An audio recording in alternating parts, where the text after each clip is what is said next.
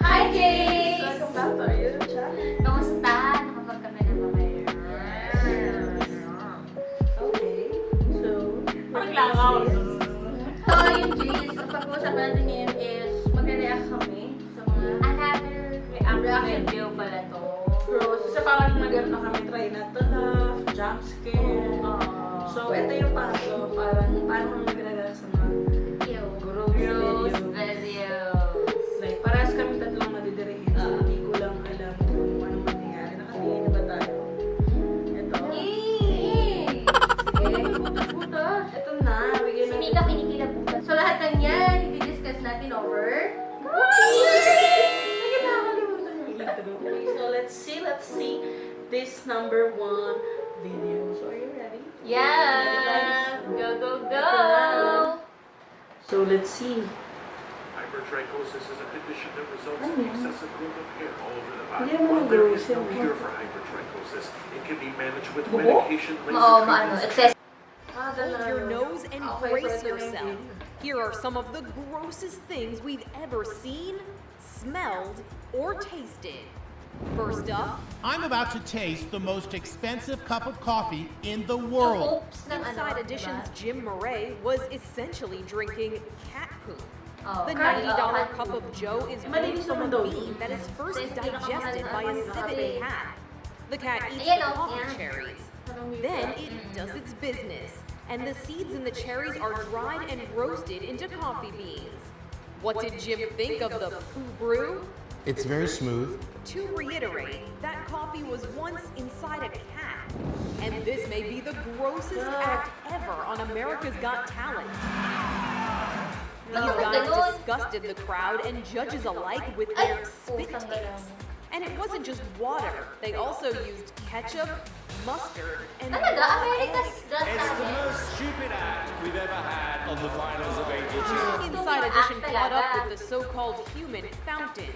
They're a bunch of friends originally from Denver, and they've been doing their thing since they were teenagers. I am the resident germaphobe. I make sure we keep to health standards, a lot of vitamin C, zinc, elderberry. Our main goal was to create something that makes people laugh and smile, and that's what we want to do. Gross! Something is wrong. Something is wrong with me. You can say that again. In 2019, Netflix released the horror movie Perfection that allegedly made some people sick just by watching it. It had scenes like this.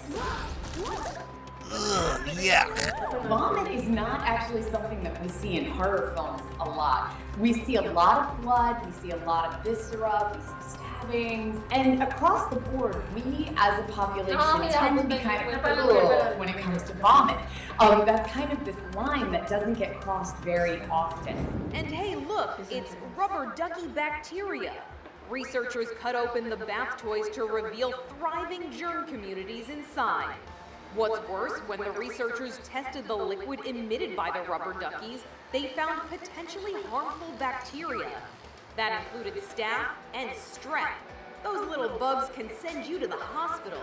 The silver lining to this grimy inner lining is that these germs may help strengthen the immune system.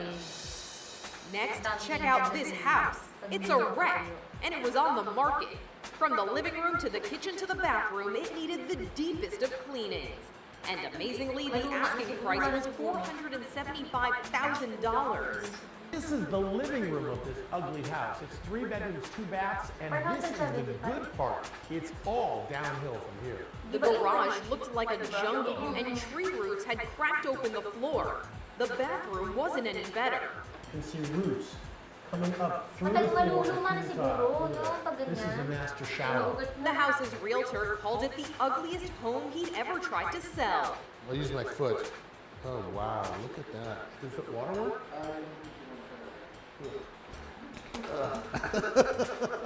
I don't want to touch anything. The realtor thought the house could be flipped and sold at a profit, as much as 600 grand. Why not just tear it down? Because that's actually too much expense. The frame of his house is good. It just needs to be stripped down to the studs and rebuilt. Whoever lives in this home in the future is going to have an amazing place to call home. And here's something else pretty amazing. If by amazing you mean smells like death, it's a corpse flower. So called because it smells like, well, a corpse. The stinky vegetation blooms rarely, sometimes only once a decade. This specimen in Illinois brought lots of curious noses. It smells like rotten eggs. I could smell it all the way from outside the greenhouse. It really smells like rotting meat, and it is intense. When you're standing next to it when it's blooming, you can actually taste the odor. And that odor actually has a purpose. The spadix producing the aroma of rotting meat, and the spade looking like rotting meat is what it uses to attract flies, which are the pollinators. Pretty gross, but this is grosser. It's a fatberg. Officials in suburban Detroit found the monster in a sewer line. Fatbergs are giant masses of grease, oils, and non-biodegradable waste. Fatbergs can build up in sewer tunnels, and they don't smell very good. This one was as long as a blue whale, 100 feet in length. The one nice thing about fatbergs is they can be turned into biofuel. Still, it's better to not flush your baby wipes, household grease, and other stuff down the drain. Parang yun yung nakikinom pero naaamoy mo. InsideEdition.com. Well, I'm glad na ganun lang kasi parang hindi ko kaya. Hindi ko kaya din yung mga butas-butas, mga nana-nana. Hindi talaga iyon ang nangihin na ako. Tsaka ayoko yung madumi CR, yan talaga weakness. Mga ganun, no? Hindi ko kaya. Yung mga sakit-sakit, gano'n, ng kadiri, yung butas-butas. Yung mga something na parang pagkatinignan, parang mga mata. Hindi ko kaya, kinabutan ako. So, parang okay na yung gano'n na nakita namin. So, hindi ko alam, hindi na. Oo, di ba? Yun na yung nakikita ko pero parang naaamoy. Oo, nakikita na pero lalo yung nagiging bio oil. Oo. Kasi di ba alam naman natin ang amoy noon? Lalo pag galing sa drainage. Yes. So, ayun. Feeling ko hindi kami kaya talaga nung mabigatan na gross videos. Kasi pare-pareho kami ng ng, alam mo na, hindi naman sa kaartehan pero talagang hindi talaga makakakilabot. Wala na nga akong masabi. Oo. Kasi try nyo din. Kasi kanina, before yung video na to, may tinry kami na parang isang video, mga rare conditions. Kasi medyo hindi kasi siya gross. Parang ang ayaw lang kasi namin doon sa mga rare conditions is yun nga, yung mga parang may mga mata-mata or mga butas-butas. Kasi di ba parang nakakaano yun? Nakakakati. Parang kati. Yung mga kuto na marami. Lalo yung tsaka yung binigyan na yung anit. Yung kinukuto ng sobrang dami, hindi ko din kaya. Tapos pinapasok sa anit, diba? Parang nangangati. Tapos meron yung maraming ngipin, yung mga gano'n. Ayoko din.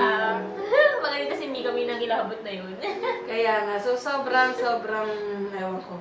So, kung gusto nyo din i-try manood ng mga ganitong videos, kasi yung iba na-enjoy nila, lalo yung mga nagpa-pop ng pimple. Yung office mate namin, gusto niya yung lagi niya pinapanood. Yung natatanggal ng mga blackheads, whiteheads. Ako hindi ko kaya, parang sa tenga, sa likod. So, dito din kayang panoorin yun. Pero, may mga tao na-enjoy yung gano'n, satisfying sa kanila yun, na nakukuha yung mga dumi-dumi kahit makadire. So, hindi ko alam, wala na akong masabi. Basta alam ko naman na hindi nyo din gusto yung natin itong videos. Basta na lang, i-like nyo na lang. And i-share nyo din, guys. At mag-subscribe na kayo. And don't forget to click the notification bell para maging updated sa aming mga videos. At ang aming emergency ng always to mag-my time. Tara! Kape tayo! Tignan nyo, kung dito rin nagalaw yung kape, parang nalalasahan mo dun sa kape yung yung nangyari. Pinapanood. Sobra.